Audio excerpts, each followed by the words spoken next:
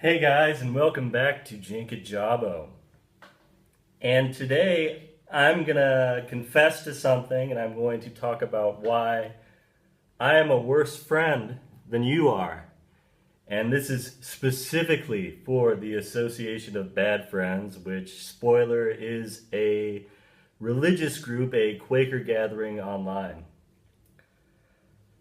I've been part of this group for a few years under a couple of different accounts, and I've been attending Quaker meetings on and off for many years since I was in college.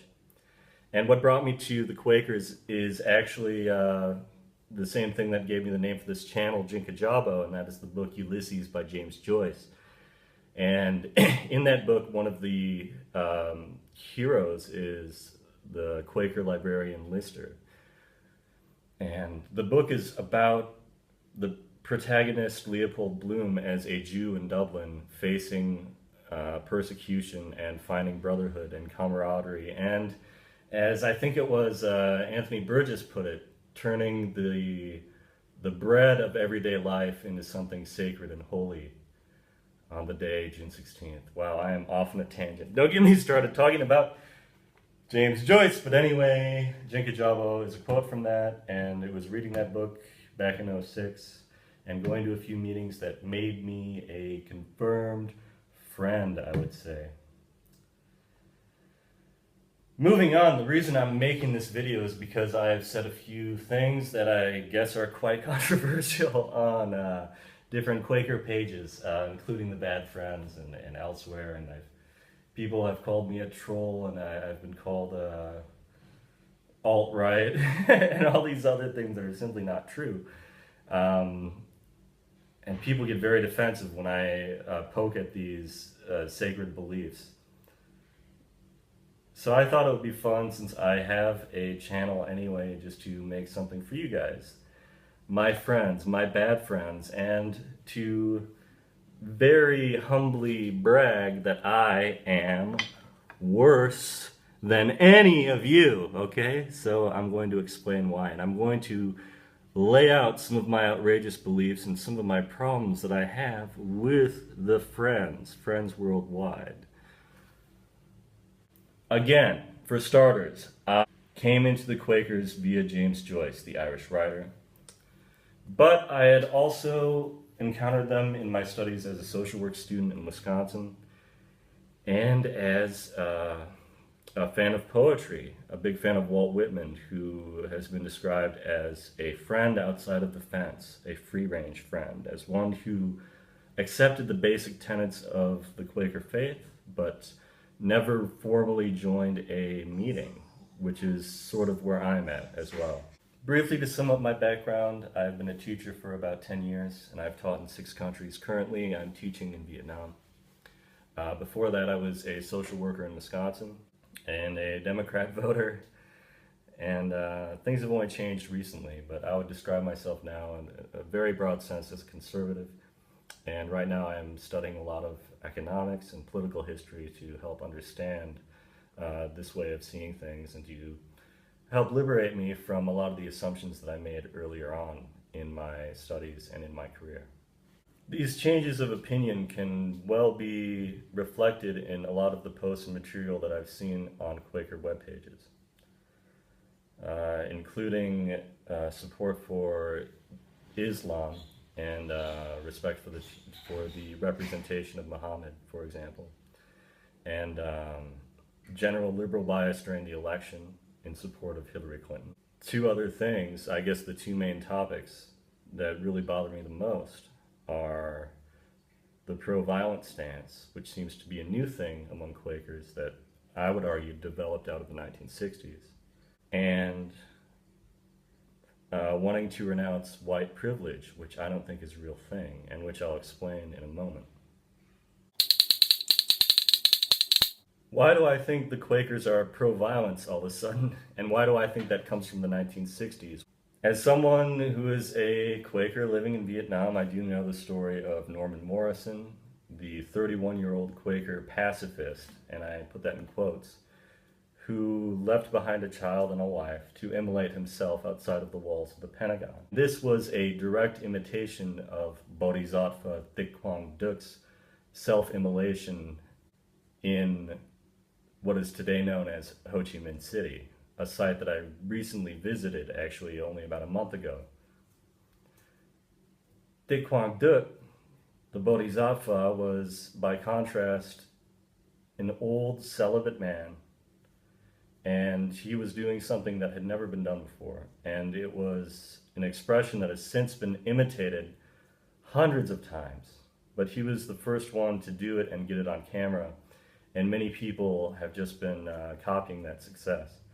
And while I have certain feelings about immolation in that sense, it was to protest the persecution of Buddhists by the fascist Catholic majority, by the communist minority. It's a very interesting story. But anyway, I think Norman Morrison's reaction to it actually has a little bit of schizophrenia to it and a little bit of paranoia.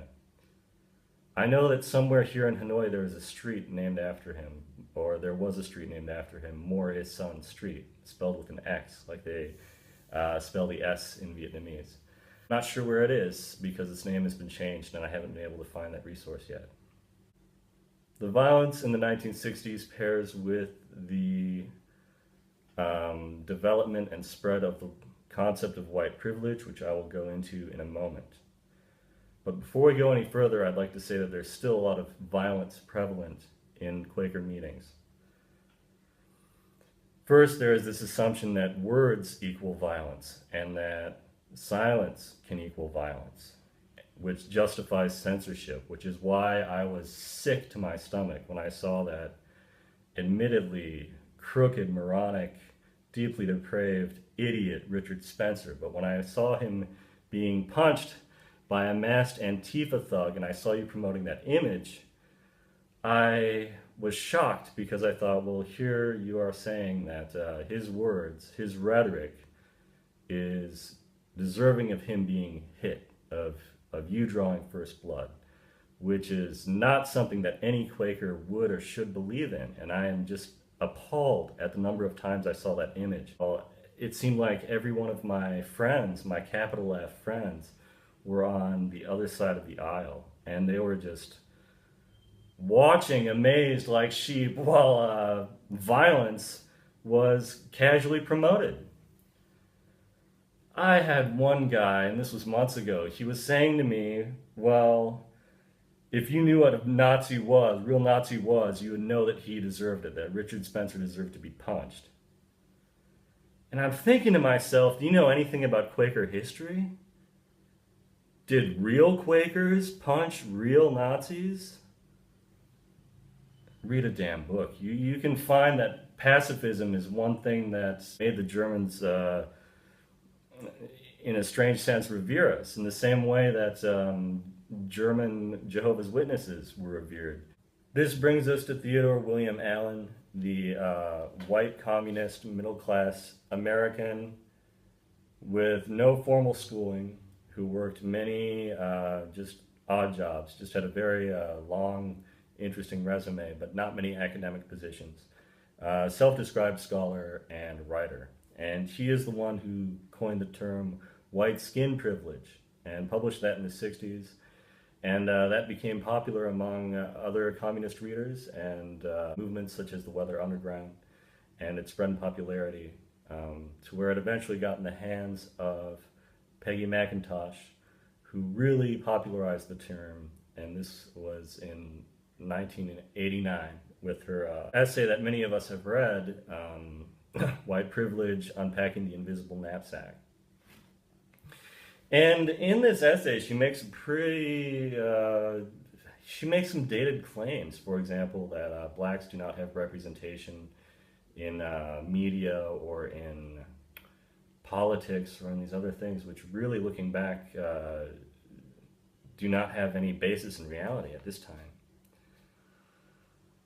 Given that there is statistical disparity and that blacks remain a minority group within the United States, and we are represented differently according to race, as much as we hate to say it, and as much as you can argue against wanting to measure it, we are represented differently in terms of income, in terms of education, in terms of life expectancy, and in any category you want. I mean, you can box people off and create all these statuses as much as you want and say whatever you will with the information.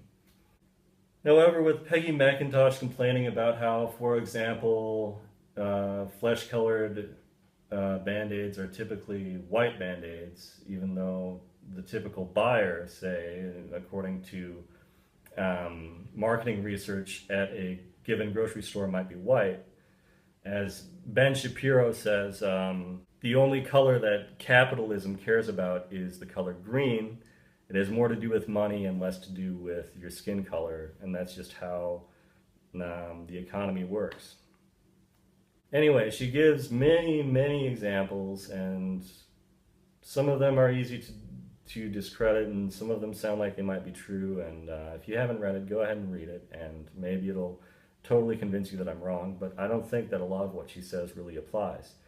And what it ultimately points to is this great specter, I guess I would call it, this fear that, like Anita Sarkeesian put it, that everything is racist, and that we have to identify it, and we have to look at it everywhere, and we have to see it in everything. And even if we have black friends and black colleagues, and even if we live in places where we are not the majority, then we are still racist. Even if we are aware that we are racist, we are still racist. And that brings us to the Quakers saying, I renounce white privilege. White privilege. You know that whites make up the poorest group in the United States right now. Look at West Virginia. What about Asian Americans? They make more money than whites. Do we talk about Asian privilege? White privilege. Well, it's based on the specter of history. It's based on the basic left-wing premise of oppressor and oppressed. And if you can't find those divisions, you have to make them. That's what the communist 1960s radical baby boomer bullshit gave us. That's what I think. I do not renounce my white privilege. I do not see it there. I don't think it's real. I do know that I have certain advantages, and I do know that there are certain disparities in society, but I don't believe in some haunting specter of racism that has infected us all, because it's simply not there. I don't get scared walking down the street when I see black people. And I'd say that's true for pretty much everyone watching this, or it should be true. But as for me, a Quaker outside the fence, I am going to stay outside this fence, and I am not going to renounce it, because by renouncing it, you are telling me to give up something that you yourself can't explain. You are creating a puzzle that is not there, and then you are telling me, well, I can't really explain it, so you really can't explain it, okay? You say that I don't understand it as a white person, wherein the very idea of white skin giving you an advantage comes from a white person. You're telling me I can't look it up. You're telling me I can't understand the discourse because of who I am, which is ironically very racist. You really have to criticize ideas, and words are not violence, and I mean no violence to anyone. I'm simply expressing my ideas, and I simply have the courage to point it out to you, which makes me worse than you.